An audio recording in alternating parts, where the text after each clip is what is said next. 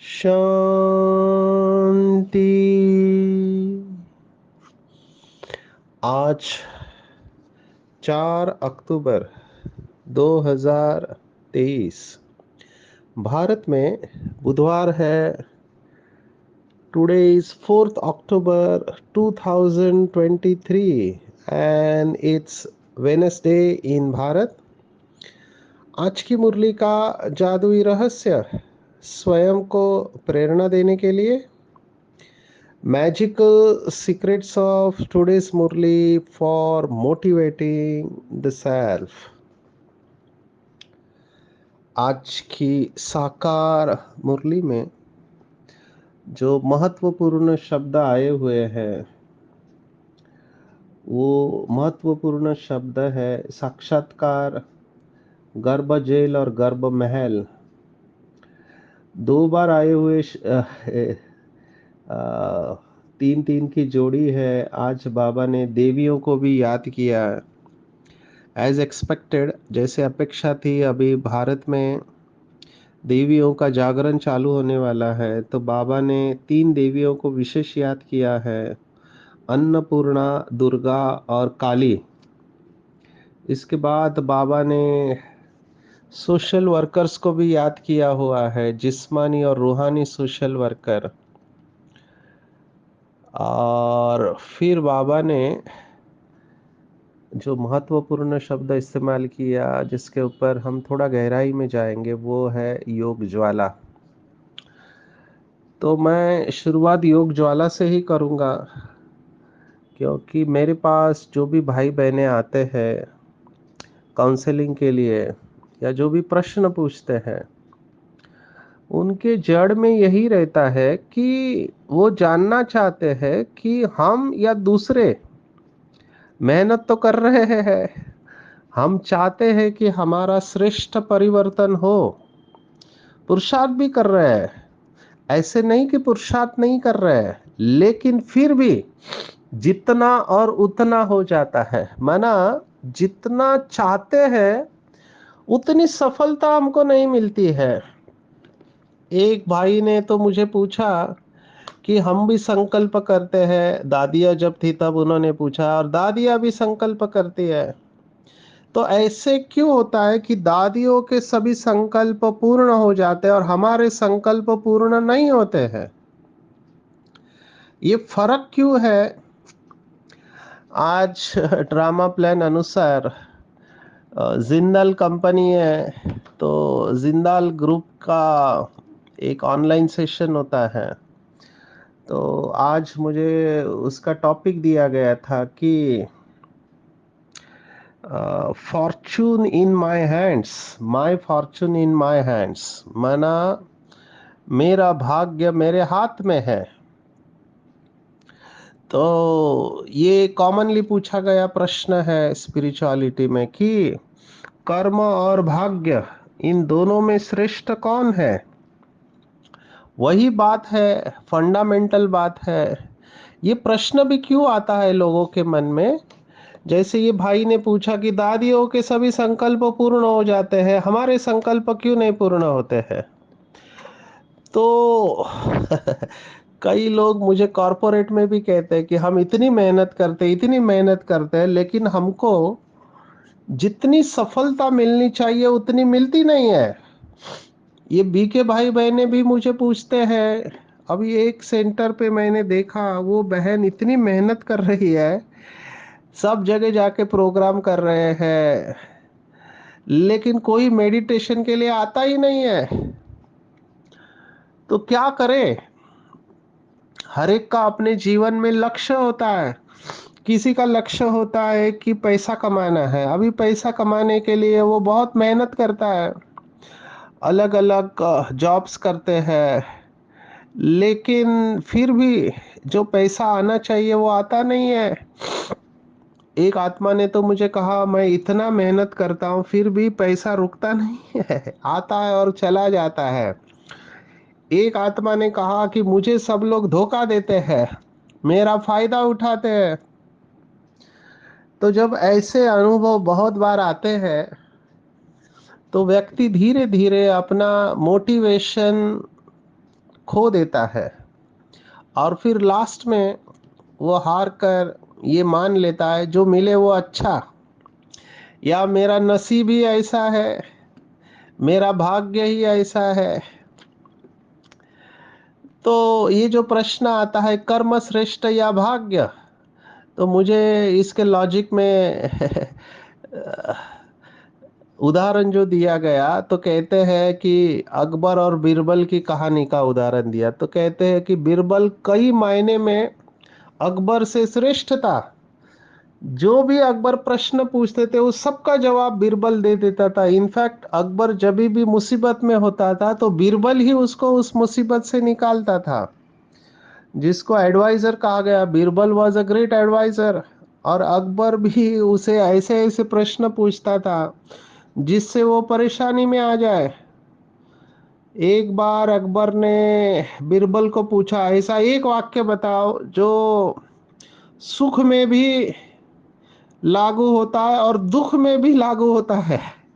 अभी ऐसे twisting question पूछने वाला बीरबल बहुत आसानी से ऐसे प्रश्नों के जवाब देता था। तो ये बहुत फेमस है और ये इम्पोर्टेंट है, इसलिए मैं इसको आज मुरली में ले रहा हूँ। बीरबल ने जवाब दिया, शायद आप में से कुछ लोग इसको जानते होंगे। बीरबल ने जवाब दिया, ऐसा एक वाक्य है कि ये भी चला जाएगा। आप सुख में ये वाक्य को याद करो, ये भी चला जाएगा, माने सुख भी ज्यादा दिन रहने वाला नहीं है। और दुख आता है तभी भी ये वाक्य आप याद रखो कि ये भी चला जाएगा। तो दोनों अवस्थाओं में ये वाक्य काम करता है। और ये वाक्य हमको धीरज बढ़ाने में मदद करता है, क्योंकि कल की मुरली का गीत था उसके ऊपर भी कई प्रश्न आए कि धैर्य कैसे बनाए रखे जब मेरा नुकसान के पीछे नुकसान हो रहा है, मुझे असफलता के पीछे असफलता मिल रही, मैं धैर्य कैसे बनाए रखो। मैं निराशा की ओर जा रहा हूं। मेरे पास कई बच्चे पूछते हैं कि सर हम यूपीएससी की तैयारी करते हैं, हम बहुत जी लगा के मेहनत करते हैं, 12 घंटा पढ़ाई करते हैं, खाने का भी प्लानिंग रहता है, सोने का प्लानिंग, सभी किताबें आते हैं, फिर भी यूपीएससी में हमारा सिलेक्शन नहीं हो रहा है। 1 साल 2 साल कितना साल रहा देखने का, 4 साल 5 साल। फ्रस्ट्रेट हो जाते हैं, निराश हो जाते हैं और फिर हार खा लेते हैं और कहते हैं मेरा नसीब में ही यूपीएससी नहीं है। तो धीरज चला जाता है। अभी जिसको सफलता मिल रही है उसको ये सब पता नहीं है, इसलिए अब्दुल कलाम हमारे राष्ट्रपति वो हमेशा कहते थे कि the greatest lessons of life we learn from failure and not from success. जीवन के सबसे बड़े लेसन्स हमें फेलियर में पता चलते हैं। सक्सेस में तो सभी अच्छे रहते हैं, फेलियर में जो स्टेबल रहता है वही लाइफ में जीतता है। मैं अभी इस समय आ, पश्चिम बंगाल के कुछ बिहार में हूँ। कुछ बिहार बहुत सुंदर है, बाबा का सेंटर। मैंने देखा यहाँ पे आते ही भावना वाली आत्माएं हैं, बहुत बाबा के बच्चे भावना प्रधान हैं। और मैं इनको सैल्यूट करता हूँ, क्योंकि इतना भावना भगवान में अगर किसी की लग जाए तो वो कमाल कर सकती है आत्मा। लेकिन भावना के साथ विवेक होना भी जरूरी है, क्योंकि भावना वाले डिस्टर्ब होने के भी चांसेस होते हैं। विवेक वाले जो दिमाग वाले हैं वो रूखे सूखे ज्ञानी होते हैं, भावना वाले गीले होते हैं, क्योंकि वो रोते रहते हैं बाबा के सामने, आंखों से आंसू आते रहते हैं, बाबा से झगड़ा भी करते हैं। तो भावना का उदाहरण शास्त्रों में जो दिया है वो है गोप गोपिया। और दिमाग का उदाहरण दिया है, अगर आपने हिंदू शास्त्र पढ़े हैं तो उद्धव। उद्धव भी श्री कृष्ण का दोस्त था, वो दिमाग से हर बात सोचता था। और गोपिया कहती थी उद्धव को तो कि तुम श्री कृष्ण को मिलने जा रहे हैं, उनको हमारी याद देना, और रोती रहती थी। तो उद्धव को समझ में नहीं आता था कि ये रोते क्यों है। ऐसे ही महाभारत में एक बहुत सुंदर घटना है, मेरी फेवरेट है, क्योंकि विदुर और विदुरानी, अगर आप जानते हो विदुर को धर्मराज का भी अवतार कहा गया है। तो विदुर बहुत इंटेलिजेंट माना गया है, और विदुर दिमाग से चलने वाला, और विदुरानी है भावना वाले, दिल से चलने वाले। दोनों श्री कृष्ण से प्यार करते थे। तो एक बार श्री कृष्ण इनके घर पे आता है, तो विदुरानी बहुत प्यार से श्री कृष्ण का स्वागत करती है, और वो जानती है कि ये साधारण आत्मा नहीं है, तो उसको अपने हाथों से वो खिलाती है। लेकिन वो श्री कृष्ण के प्यार में इतनी खो जाती है कि वो केला जो है, वो केला छिलके के साथ श्री कृष्ण को खिला रही है, और श्री कृष्ण भी उसके प्यार में वो केला छिलके के साथ खा रहा है। आप देखो दृश्य, बहुत वंडरफुल दृश्य है। अभी विदुर ये देख रहा होता है, कहता है ये क्या पागलपन कर रही है, श्री कृष्ण को छिलके के साथ केला खिला रही है। तो विदुर उसको कहता है तू बाजू हट, तेरे को खिलाना नहीं आता है, मैं खिलाता हूँ। और वो क्या करता है, केले का छिलका उतार के फिर अंदर का जो होता है उसको श्री कृष्ण को खिलाता है। श्री कृष्ण उसे भी स्वीकार करता है, क्योंकि दोनों का प्यार होता है श्री कृष्ण से। लेकिन श्री कृष्ण कहता है कि विदुर महाराज, तुम्हारे केला खिलाने में वो मजा नहीं है जो विदुरानी ने केला खिलाया। अब ये उदाहरण हम साइंस में देते हैं, क्योंकि हमको पता है कि केले के छिलके में ही विटामिन होते हैं, उसके घर में भी होते हैं अंदर के, लेकिन छिलके में ज्यादा होते हैं। हम ये उदाहरण साइंस में देते हैं। लेकिन यहाँ कहने का भाव ये है कि भावना, भगवान भावना भी देखता है। बाबा के दोनों प्रकार के बच्चे, एक दिमाग से चलने वाले और एक है दिल से चलने वाले। दोनों की जरूरत है, दोनों की इम्पोर्टेंस है। लेकिन जो शास्त्रों में गायन है वो गोप गोपियों का है। गोप गोपियां माना वो सब बाबा के बच्चे जो बाबा के प्यार में समाये हुए हैं, उनका योग लगा हुआ है। बाकी उद्धव जैसी आत्माएं भी है जो दिमाग से चलने वाले हैं। और बाबा ने हमेशा कहा है कि बाबा दिल को देखता है, दिल को देखता है, इसलिए बाबा का यादगार है दिल वाला। अब ये सब बैकग्राउंड बताने का मेरा भाव ये है कि कई बच्चे बाबा के ज्ञान में आने के बाद में दुनिया में भी जो मेरे पास आते हैं, नशा छोड़ना चाहते हैं, अपनी आदत बदलना चाहते हैं, गुस्से को छोड़ना चाहते हैं, अपने नींद को जीतना चाहते हैं, या ऑर्गेनाइज होना चाहते हैं। कई लोगों की मैंने देखा है ऑर्गेनाइज नहीं रहते, मैंने उनकी चीज कहाँ रखी है उनको ही नहीं पता है। जैसे हम सेशन लेते हैं, तो बहुत बार सेशन लेते समय हम बोलते हैं कि मोबाइल को साइलेंट मोड पर रखो, लेकिन कई लोग भूल जाते हैं। अभी सेशन चल रहा है, बीच में ही मोबाइल किसी का बजता है। अभी बच गया ठीक है, तुरंत उसको बंद करना चाहिए। तो जो माताएं बहनें होती है वो पर्स में मोबाइल रखा रहता है। तो मैंने देखा कि सब लोग उनके तरफ देख रहे हैं कि ये कब मोबाइल बंद कर रही है करके, क्योंकि आवाज बहुत हो रहा है। यूजुअली एसी हॉल होता है, बंद हॉल होता है, तो वो आवाज बहुत जोर से बजता है, तो सब लोग उसको देख रहे हैं। अभी वो आत्मा, उसको पता नहीं कि पर्स में कौन से हिस्से में मोबाइल रखा है, तो वो ढूंढ रही है कहाँ पे रखा है, वो मिल भी नहीं पाता है। बड़ी पर्स होती है तो उसमें भी टाइम चला जाता है, और जितना टाइम चलता है उतना लोग इरिटेट हो जाते हैं। मैं उसी बात को लेकर सेशन में अपना सेशन चालू करता हूँ, और मैं कहता हूँ देखो आपका प्रैक्टिकल पेपर सबका हो गया, माता जी को धन्यवाद दो जो मोबाइल अपना बंद करके भूल गई, और उसको पता नहीं कि मोबाइल कहाँ रखा है। क्योंकि एक छोटा सा मोबाइल हमारी अवस्था को डिस्टर्ब कर रहा है। मोबाइल बजे या ना बचे, मेरी अवस्था स्टेबल होनी चाहिए। एक मोबाइल के बचने से अगर मैं डिस्टर्ब हो रहा हूँ, तो जब जीवन में बड़ी बड़ी बातें आएंगी उसमें मैं स्टेबल कैसे रह सकता हूँ।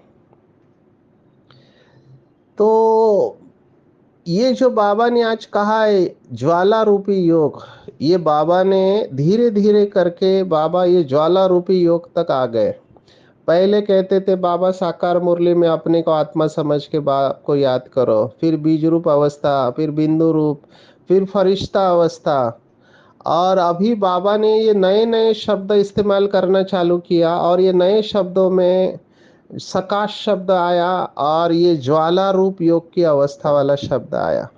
और मुझे ये शब्द इम्पोर्टेंट लगे, क्योंकि भगवान अगर कोई शब्द कहता है तो उसकी गहराई में हमको जाना चाहिए।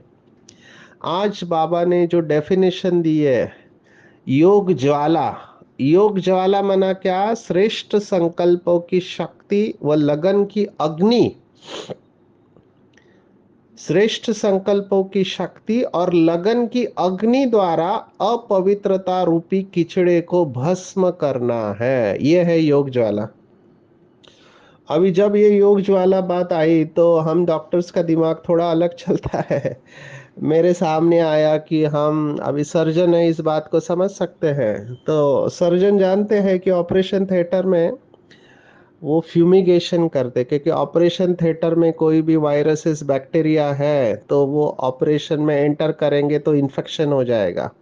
तो हमारे जितने भी इंस्ट्रूमेंट है जो सर्जन यूज़ करता है, फिर वो ब्लेड हो, रिट्रैक्टर हो, जो भी हो, वो सब उसको स्टरीलाइज किया जाता है ताकि इन्फेक्शन ना हो, क्योंकि इन्फेक्शन होने के बाद सर्जरी फेल हो सकती है, पस हो सकता है, बहुत सारे कॉम्प्लिकेशन होते हैं, पोस्ट सर्जिकल कॉम्प्लिकेशंस जिसको कहते हैं।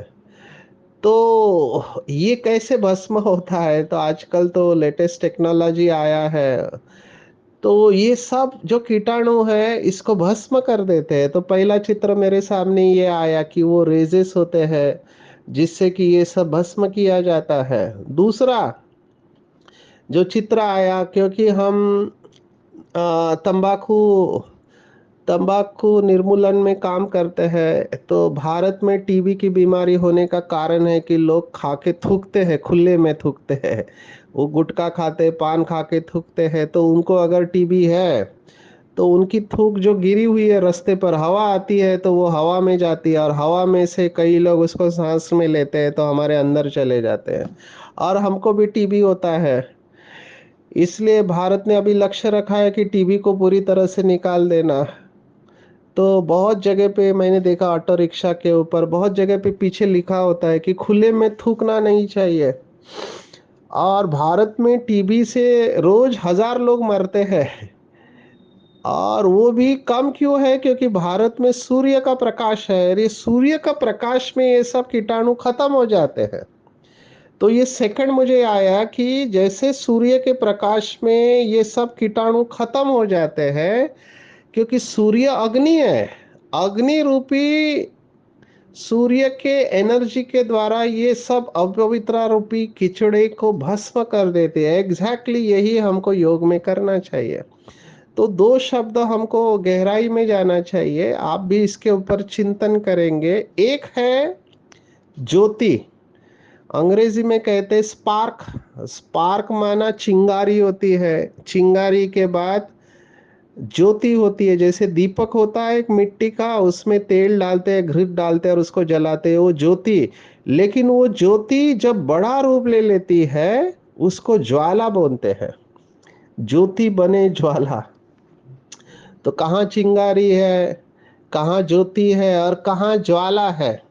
तो चिंगारी से और ज्योति से कड़े संस्कार भस्म नहीं होते, क्योंकि लंबे समय तक बहुत एकाग्रता से ये ज्वाला से हम कीचड़े को भस्म कर सकते हैं। हमारे अंदर जन्मों का कीचड़ा भरा हुआ है।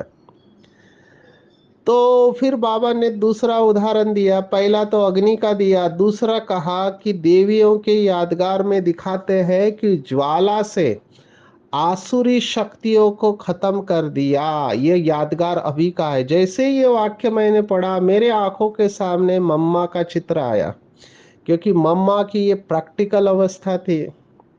मैं हमेशा मेरे सेशन में कहता हूँ, जो बाबा के बच्चे पीछे आए हुए हैं उनको यज्ञ की कहानियां पढ़नी चाहिए। अद्भुत जीवन कहानी अगर आपने पढ़ी है तो भी बार बार पढ़नी चाहिए, आपको शक्ति मिलेगी। 2 पार्ट में आदरणीय जगदीश भाई ने लिखा। उसमें एक स्टोरी मम्मा की ये बताते हैं कि शुरुआत में बहुत विरोध हुआ यज्ञ में। तो एक भाई पवित्रता की वजह से बहुत डिस्टर्ब हुआ था, क्योंकि उनकी युगल ज्ञान में चल पड़ी। तो वो सेंटर पे आया और बहुत हल्ला मचाया, गैंग लेके आया था। और उनको पता चला कि मम्मा इनकी जो मुख्य है वो आई हुई है। तो आके फर्नीचर को तोड़ने लगा। बहनों को पूछा कहाँ है तुम्हारी मम्मा। तो बहनें डर गई, उन्होंने कहा मम्मा नहीं है, लेकिन उसका विश्वास नहीं हुआ, क्योंकि उसको पक्की खबर थी कि मम्मा आई हुई है। तो वो फर्स्ट फ्लोर गया, वहां पर भी नहीं मिला, बहुत गुस्से में, और बहनें डर गई क्योंकि मम्मा सेकंड फ्लोर पे थी। अभी ये भाई मम्मा के कमरे में जैसे ही घुसा, एकदम गुस्से में लाल लाल था, लेकिन जैसे ही मम्मा के कमरे में घुसा, उन्होंने क्या देखा कि मम्मा अपने स्थान पर बैठकर योग कर रहे थे। और योग में एक अवस्था आती है जिसमें आंखें आधी खुली और आंखें बंद होती है। तो वो मम्मा उस अवस्था में योग में बैठी थी, लेकिन जैसे ये भाई उस कमरे में गया, कमरे में जाते ही शांत हो गया, उसका पूरा गुस्सा शांत हो गया। और वो देखते रह गया मम्मा को, और मम्मा के पैरों के पास जाके बैठ गया। और मम्मा अपनी याद में बैठे हैं, मम्मा ने कुछ नहीं किया, मम्मा बाबा की याद में बैठे हुए हैं। 5 मिनट तक वो मम्मा के पास बैठा रहा, और फिर वहां से उठकर बहुत शांति से बिना आवाज किए नीचे आ गया। और नीचे आके लोगों ने उसको पूछा क्या हुआ, आपको मम्मा मिली कि नहीं मिली। तब उस भाई ने कहा ये ब्रह्मा कुमारियाँ बहुत खराब है, इनकी मम्मा बहुत अच्छी है। ये है ज्वाला रूप बन आसुरी शक्तियों को खत्म करना। मम्मा ने कुछ नहीं कहा। अभी इसी का यादगार, अभी जो देवियां है, तो देवियों को दिखाते हैं ना, आंखों में स्नेह, हाथों में शस्त्र है, और वो असुरों को मार रही है। एग्जैक्टली ये हुआ। इस आत्मा के अंदर आसुरी शक्ति थी, लेकिन जैसे ही जगदम्बा दुर्गा के सामने आए, उसकी आसुरी शक्ति खत्म हो गई।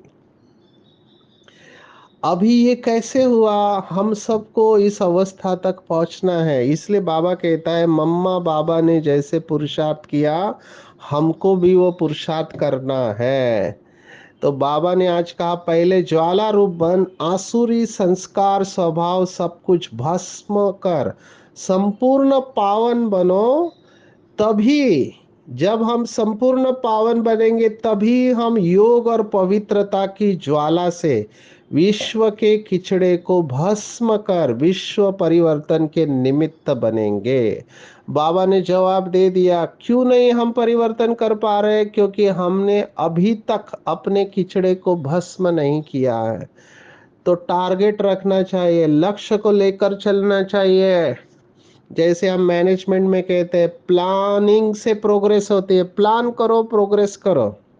महीने का प्लान करो कि मैं इस 30 दिन में या एक हफ्ते में मेरे ये आसुरी संस्कारों को खत्म करूंगा। मेरे अंदर गुस्सा है, चिड़चिड़ापन है, नफरत है, घृणा है, तिरस्कार है, ईर्ष्या है, डर है, जो भी संस्कार है जिसके वजह से आप दुखी है, दूसरे भी दुखी है, उसके ऊपर आसुरी संस्कारों के ऊपर ज्वाला रूप करके उसको भस्म कर दो। तभी हम विश्व परिवर्तन कर सकते हैं। तो चेक करना चाहिए मेरी योग की अवस्था ज्वाला रूप है, या साधारण चिंगारी है, या साधारण ज्योति है। अभी अगला प्रश्न आता है कि ज्वाला रूप कैसे बनेंगे। कल की साकार मुरली में बाबा ने ये बार बार कहा था कि घर जाना है, घर जाना है। नाटक पूरा हुआ, अभी हमको घर जाना है। बेहद की वैराग्य वृत्ति के बगैर ज्वाला रूप अवस्था रह नहीं सकती। कुछ ऐसे भी भाई बहने हैं, वो पुरानी दुनिया को भी एंजॉय कर रहे हैं, बाबा के ज्ञान को भी एंजॉय कर रहे हैं। दो नाव में पैर रखने वाले इसको प्राप्त नहीं कर सकते। आपको एक तरफ होना पड़ेगा, अंदर से सेल्फ रियलाइजेशन, गॉड रियलाइजेशन करना पड़ेगा। महसूसता की शक्ति के द्वारा परिवर्तन करना पड़ेगा। बिल्कुल श्रीमत में मनमत और परमत मिलाना नहीं चाहिए। श्रीमत है कि बच्चे अपने को ट्रस्टी समझ कर चलो, जो कुछ भी है सब भगवान को मन और बुद्धि से अर्पण कर दो, आप निमित्त हो, करण करावनहार परमात्मा, ये बिल्कुल पक्का चाहिए। अगर श्रीमत में मनमत और परमत मिक्स किया तो आज्ञाकारी की परसेंटेज से नीचे आ जाएंगे, दुआएं नहीं मिलेगी। अब ये बहुत बहुत सूक्ष्म बात है। कई बाबा के बच्चे कहते हैं इतना तो चलता है, ये इतना तो चलता है शब्द ना बहुत खतरनाक है, बहुत खतरनाक है। क्यों? क्योंकि ये आपको तीव्र पुरुषार्थ से नीचे लाता है। जो नंबर वन है वो नंबर वन वाले 100 के आगे चले जाएंगे। क्योंकि जैसे आपने कहा इतना तो चलता है, तो माया को आने की मार्जिन मिल जाते। इतना तो चलता है, कल से मैं थका हुआ हूँ, आज थोड़ा कम योग करता हूँ, आज मुरली क्लास में नहीं गया तो क्या हुआ, इतना तो चलता है, मेरा स्वास्थ्य भी अच्छा होना चाहिए, इतना तो चलता है, एक बार बाहर खा लिया तो क्या हुआ, इतना तो चलता है। ये इतना तो चलता है ना, ये हमको लूज कर देता है। ये है श्रीमत में मनमत और परमत मुक्त रहना। कई भाई बहनों के प्रभाव में भी आ जाते। देखो भैया, संपूर्ण बनना कोई मासी का घर नहीं है। अगर संपूर्ण बनना इजी होता तो स्वयं ब्रह्मा बाबा को 33 इयर्स लगे। हमारी क्या बात है, दादियों को इतने साल लगे, हम कैसे संपूर्ण बनेंगे। आराम से चलो, आप ज्यादा टेंशन मत लो। ये किसने कहा? ये परमत है। तो किसी की बातों में आकर या अपना मन मत से अगर आप प्रभावित हो जाएंगे तो आप पुरुषार्थ नहीं करेंगे। ना आप दुर्गा बनेंगे, ना आप काली बनेंगे। आज काली को भी याद किया, क्योंकि अभी नवरात्रि उत्सव आने वाला है, तो काली को भी याद किया। काली, दुर्गा और अन्नपूर्णा। मुझे ये अन्नपूर्णा बहुत पसंद है। क्यों पसंद है? क्योंकि हमेशा मैं कहता हूँ पहले राशन फिर भाषण। बगैर अन्न के कुछ नहीं हो सकता। और अन्न माना भोजन। ये जो भी व्यक्ति, मैं हमेशा भोजन के वक्त ये याद रखता हूँ, जिस जिस किसान लोग, जो किसान लोग मेहनत करते हैं, पूरा दिन रात मेहनत करते हैं, आपको एक किसान का जीवन देखना चाहिए। वो बहुत पावरफुल होते हैं। हमको 1 महीने की सैलरी नहीं मिले तो हम कितना डिस्टर्ब हो जाते हैं। 2 महीना सैलरी नहीं मिला, आप किसानों का सोचो। वो उनका पूरा डिपेंडेंट है बारिश के ऊपर। अभी वो पूरा मेहनत करते हैं, आशावादी रहते हैं कि बारिश गिरेगी, उसके पहले पूरा जोत लेते हैं, है ना, खेत को, उसमें बीज डालेंगे, बारिश की राह देखते हैं। अभी बारिश ज्यादा गिरे तो भी प्रॉब्लम है, कम गिरे तो भी प्रॉब्लम है। उसमें भी वो बिल्कुल स्टेबल रहते हैं, कर्जा उठाते हैं, कहते हैं इस साल नहीं अगले साल मिलेगा, अगले साल नहीं इसके बाद। माना बहुत सारे अनसर्टेनिटी होती है, लेकिन फिर भी वो अपनी हिम्मत ने, और ऐसे मेहनत करके वो अनाज को पैदा करते हैं। उनको बहुत कम मिलता है, ये एजेंट लोगों को ज्यादा मिलता है। लेकिन फिर भी वो अनाज को पैदा करते हैं। इन किसानों के वजह से हमारे टेबल के ऊपर हमको गेहूं, चावल, सब्जियां मिलती है। तो ये अनाज पैदा करने वाले, उसका ट्रांसपोर्ट करने वाले, दुकान में रखने वाले, और हमारे घर में जो माताएं, बहनें, भाई जो भोजन बनाते हैं, ये सभी अन्नपूर्णा है। कि इनको बहुत दिल से हमको शुक्रिया अदा करने हैं। और हमको भी ऐसे अन्नपूर्णा बनना है। अन्नपूर्णा बहुत बड़ा सामान है। मैं किसी सेंटर पर जाता हूँ तो बहनों को कहता हूँ, अन्नदाता सुखी भव। जो अन्न देने के निमित्त बनता है वो सुखी हो जाए। दिल से दुआएं आती है। साक्षात्कार की बात कहेंगे। कई लोग आके बोलते हैं कि हमको आपके यहाँ भगवान अगर आता है हमको साक्षात्कार कराओ। बाबा कहते हैं ये सवाल आपने इतने जन्म नहीं पूछा, अभी क्यों पूछ रहे हैं? साक्षात्कार माना दिखाई देना नहीं, साक्षात्कार माना अनुभव होना। और साक्षात्कार से क्या होता है? मैंने आत्मा का साक्षात्कार किया, बिंदी का साक्षात्कार किया, उससे संस्कार बदलते नहीं है। थोड़े समय तक अच्छा लगता है, चमचम होती है, लाइट दिखाई देते हैं, उसके बाद क्या? उसके बाद आपको पुरुषार्थी करना है। मम्मा को कोई साक्षात्कार नहीं हुआ, फिर भी मम्मा ज्ञान की देवी सरस्वती और लक्ष्मी बनी। तो साक्षात्कार अगर होता है तो अच्छा है, नहीं होता है तो भी अच्छा है। साक्षात्कार का मतलब है साक्षी होके अपने कार को देखना। हमारा शरीर हमारी कार है, इसको साक्षी होके देखेंगे तो आपको साक्षात्कार या अनुभव होने लगेगा। बाप की श्रीमत है, नष्ट मोहा बनो, एक बाप दूसरा न कोई। कोई भी पाप कर्म नहीं करना चाहिए जिससे गर्भ जेल की सजाओं को भुगतना पड़े। हम गर्भ जेल से गर्भ महल में जा रहे हैं। इसलिए जन्म जन्मांतर की सजाओं से बचना है तो पूरी तरह से नष्ट मोहा बनो। जो भी आंखों से दिखाई देता है वो सब समाप्त होने वाला है। अपने आप को याद दिलाओ, निमित्त मात्र इस दुनिया में रहना है। मन और बुद्धि से परमात्मा को सब कुछ सौंप देना है और घर चलने के लिए तैयार रहना है। ऐसे नष्ट मोहा स्मृति स्वरूप बनेंगे तो सभी सजाओं से मुक्त होकर संपन्न और संपूर्णता की अवस्था का अनुभव करेंगे। अच्छा, ओम शांति।